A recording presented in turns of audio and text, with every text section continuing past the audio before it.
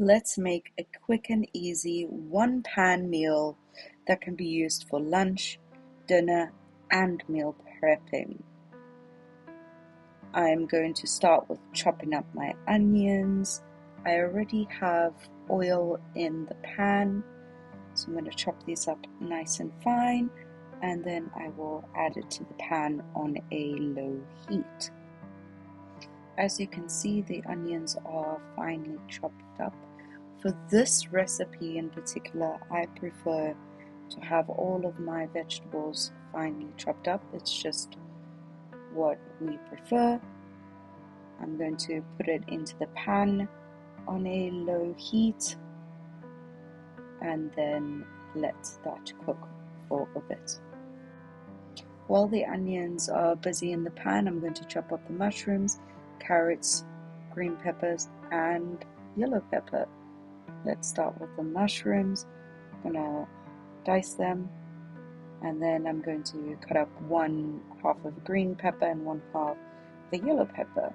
As you can see, the onions are nice and transparent now, so I'm going to add in a little bit of water.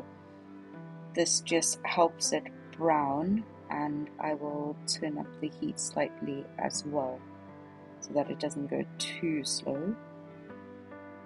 As you can see, the onions are nicely browned, and what I'm going to do now is add in the chopped up mushrooms. We'll pop that in there, and then I'm also going to add in the carrots, green peppers, and yellow peppers. Put that all in the pan. While that's busy doing this thing in the pan, I'm going to start by chopping up the vegetables. I'll do the cabbage, spinach, and broccoli, and then I will add that to the pan as well. There's the spinach. I'm gonna add it to the pan now.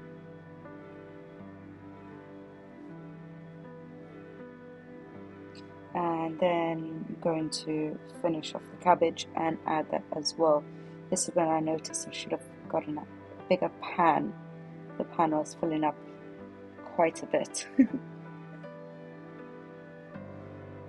Now that all the veg is chopped up, I am going to mix it all together and try not to spill anything out of the pan.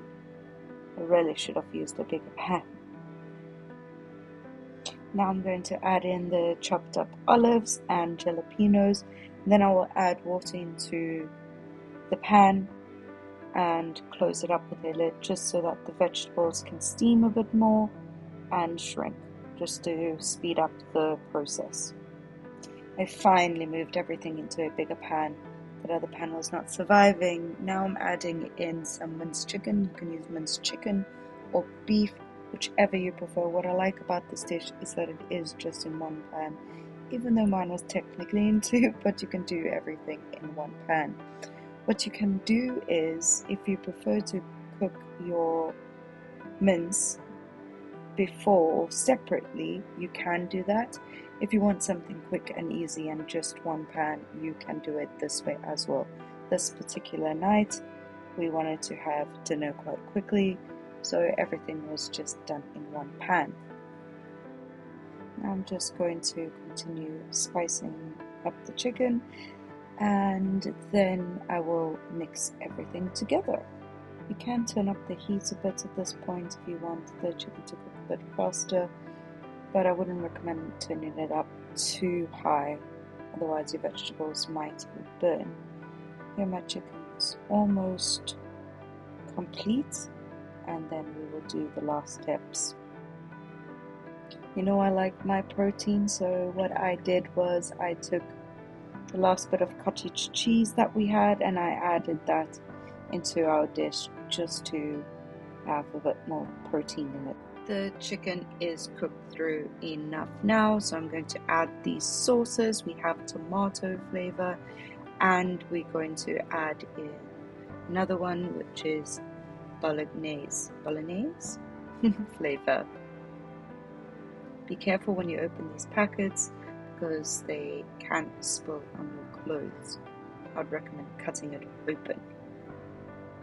I'm going to add in the Bolognese one, and then what I do afterwards, because there is sauce in the packets, I pop some water in the packet and pour that into the pan as well, since you will need to add water anyway to the sauce, and that way you get everything out of the packet. So I'll do it for both.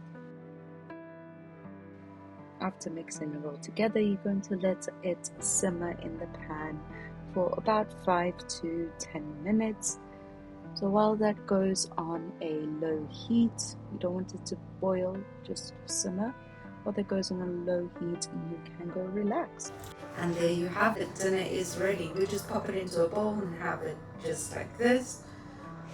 What we do if we want to make this dish last longer, for 2 to 3 days, we usually have soup first and then we'll have this afterwards. I know people like to have rice as well with their dishes, and they would have it with this as well. I would recommend having brown rice instead of white rice because it doesn't raise your blood sugar as quickly as white rice does. Let's go see what Max's blood glucose levels are before he has dinner. So what's your blood glucose before we eat? The blood glucose is 14.9. Why is it so high? Because I was hungry a little while ago and I had a snack without taking any insulin. And my glucose levels are sitting at 4.6. Let's see what it is after we eat. So it has been 2 hours since we ate dinner. My blood glucose is sitting at 4.7. What about you? Mine is sitting at 7.9. There you have it. He meant to say his blood glucose levels were 7.5.